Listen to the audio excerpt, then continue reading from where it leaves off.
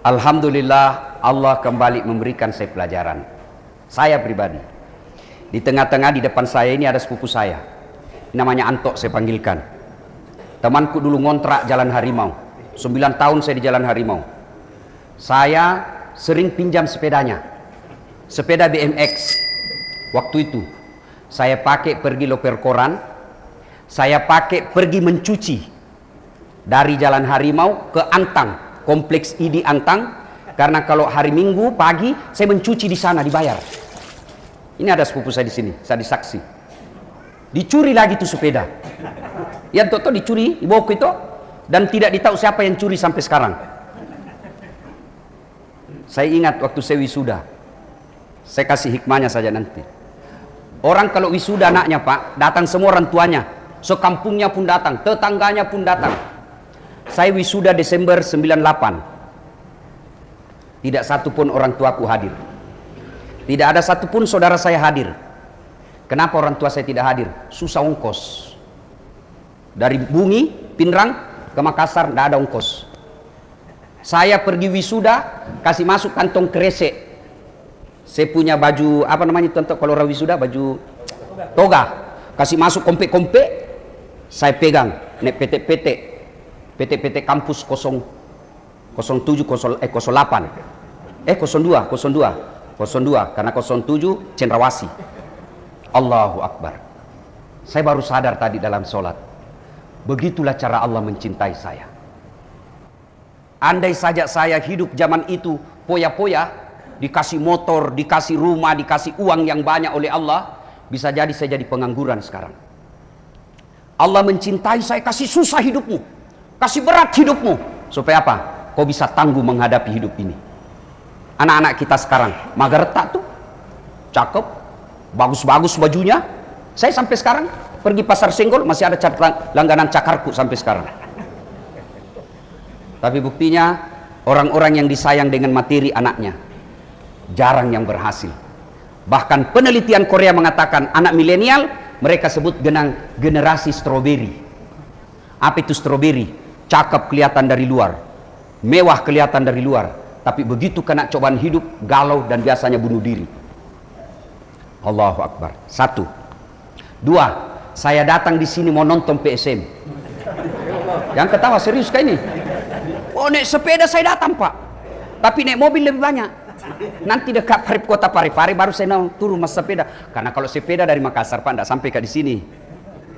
Bapak tahu yang namanya pemain sepak bola, Pak Ustadz. Pemain sepak bola, kan macam-macam itu posisinya. Berapa orang pemain sepak bola? Berapa? 11. Ada penjaga gawang, iya toh? Ada B, ada striker, apa lagi? Ada gelandang, ada penyerang, ada pelatih, ada penonton. Tapi yang 11 kesebelasan itu tidak boleh pencetak gol. Striker mengatakan saya lebih hebat dari gawang. Apa kau gawang? Tidak pernah cetak bola.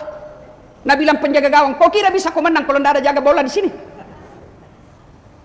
Makna pertama, dunia sepak bola, jangan kau bandingkan dirimu dengan orang lain, karena kau pasti punya kelebihan sendiri. Jangan kau merasa Dasat lebih hebat dari kamu, tidak. Jangan merasa cleaning service lebih hebat Dasat, tidak. Jangan merasa orang yang jadi camat lebih hebat dari hidupmu, tidak. Masing-masing Allah berikan kelebihan. Nih saya, bukan saya hebat, tapi karena ada penontonku. Tidak ada artinya Dasat Latif kalau tidak ada penonton. Bayangkan kalau saya ceramah di sini 1 jam berapi-api, tapi tidak ada yang nonton. Lewat Pak Imam, lama misaki itu Ustaz. Iya toh? Maka kalau kau mau bahagia, jangan pernah kau bandingkan dirimu dengan orang lain. Kalian yang gemuk, jangan kau bandingkan dirimu dengan orang kurus, menderita kok.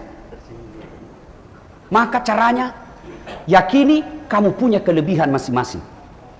Supaya apa? Kenapa ada orang jago di bidang A, tidak punya di bidang B, hebat di bidang C, kekurangannya di bidang D? Kenapa? Nabila lagunya Umar Roma, supaya roda kehidupan berputar.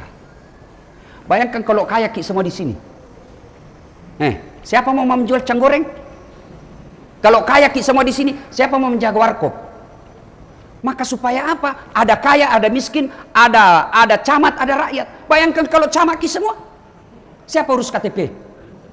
Itulah gunanya Nabi bilang Roma Irama, supaya roda kehidupan berputar. Makanya ajak mu matempo, ajak mu borro, ajak mu macingkang. 3 temannya setan di dunia kata Allah. 1 di antaranya ghaniyun mutakabbir, orang kaya yang sombong.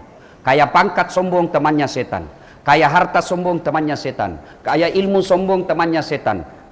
Tapi kalau orang kaya, pejabat, selebriti sombong, orang masih bilang Siti Naja tahu mbok, sogi iya wajar, cama ita we, tatar nih tahu maborro pare-pare anu bos, Pak Wali Kota terkena, ya wajar dia sombong, ada jabatannya, ada kekuasaannya. Kalau kamu pengangguran, kontrak jelek mukamu, mak bau sumpahmu, baru bukan kau tahunya setan, kau sudah jadi setan cilaka.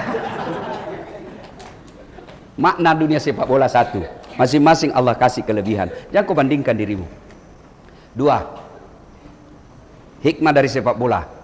Bapak ibu saudara-saudara sekalian, bahwa dalam dunia sepak bola boleh berbeda tempat, tapi satu tujuan, ciptakan gol.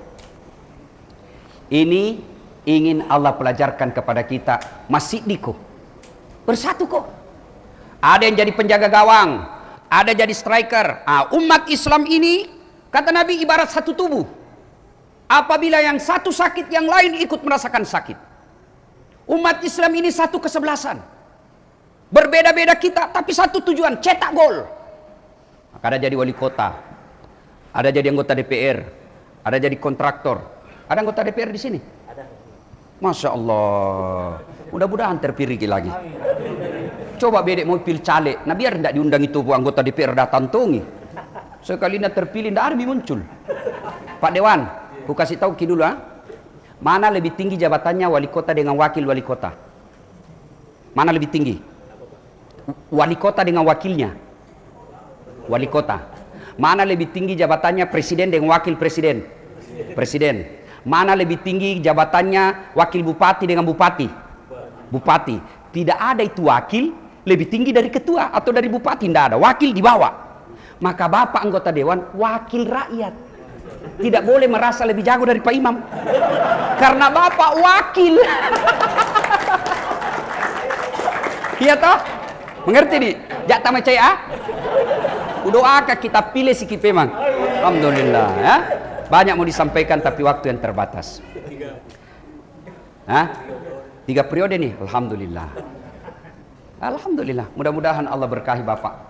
Amin. Nah, terakhir, Bapak Ibu saudara-saudara sekalian, mari tetap hidupkan ukhuwah. Kalau mau pilkada seperti ini dekat-dekat mi pilwali to, siambak ni tu politik siambak ni. Siambak ni. Saling menjelek-jelekkan. Jangan kau bos. Kalau kau sebarkan berita jeleknya orang, kau dapat dosanya.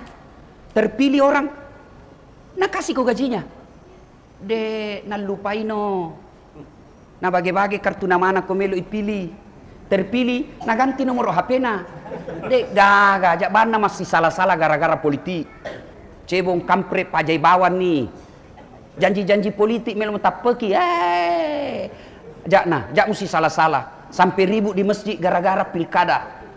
Sampai baku musuh di warkop gara-gara pilkada. Nah kasih kuannya. Jangan. Kita ini umat Islam saatnya nanti menunjukkan kita hebat. Bapak ibu saudara-saudara sekalian, ya, ada imam.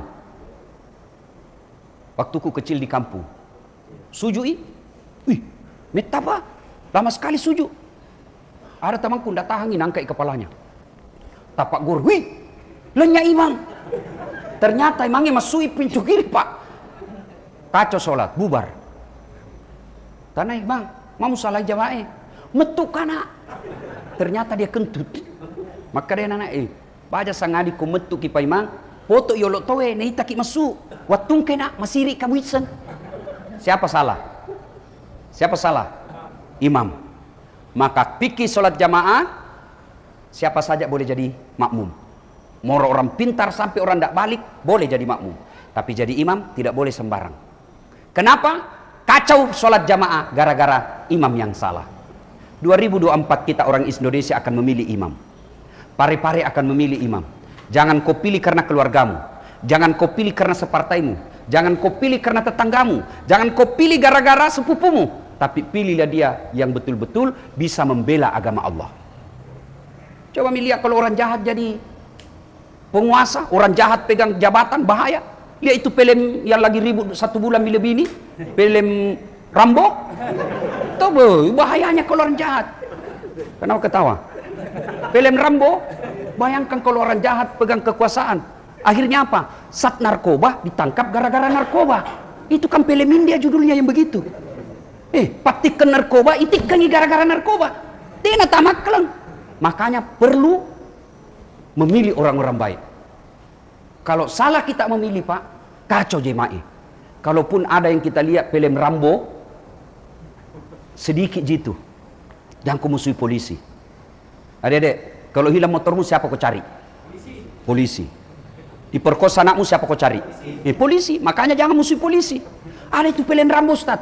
Itu baru diperiksa hanya 83 orang yang terlibat kejahatan itu. 83 orang, Ji. Bapak tahu berapa polisi di Indonesia? 470.000 lebih, hampir setengah juta. Masih banyak polisi yang baik, termasuk itu bapak yang datang berjamaah. Itu Pak, polisi baik itu. Alhamdulillah, selalu kasih saya pengawalan kalau pergi ceramah. Mudah-mudahan kita sama-sama masuk surga nanti, Pak. Itulah yang disebut fastabiqul khairat, berlomba-lomba dalam kebaikan. Demikian, mudah-mudahan ada manfaat. Mari kita kirimkan suratul Fatihah kepada orang tua kita masing-masing, baik yang masih sehat walafiat, terutamanya lagi yang sudah arwah. Al-Fatihah. Bismillahirrahmanirrahim. Alhamdulillahirrahmanirrahim.